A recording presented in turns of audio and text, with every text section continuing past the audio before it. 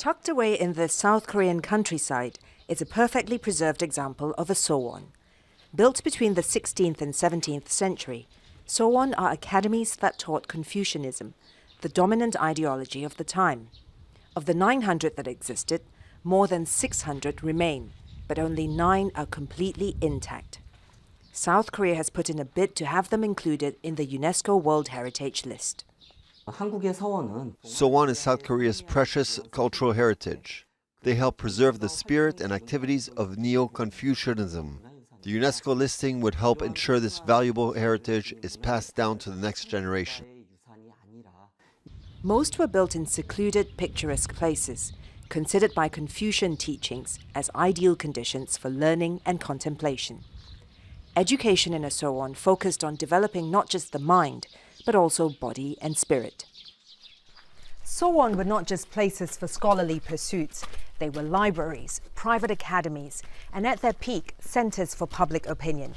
They were home to influential Confucian scholars.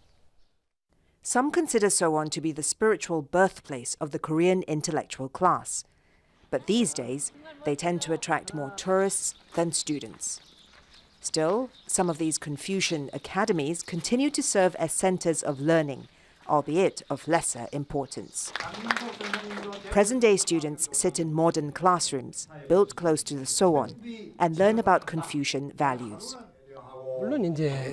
We need to discard hierarchical and authoritarian culture, but the beautiful customs of Confucianism, such as respecting elders and filial piety, should be preserved. Lessons aren't confined to the classroom. In another SEOWON, a different group of students are being taught Confucian ceremonies and etiquette. The Chinese philosopher placed great significance on rituals, believing them to help sustain social order. Today we came to learn about Confucianism and how to adopt it in the future. We can emulate the importance he placed on service and education, on valuing the common man and deep relationships. Preserving the physical structure of a SEOWON may cement them as heritage sites, but preserving their original purpose ensures they remain much more than that.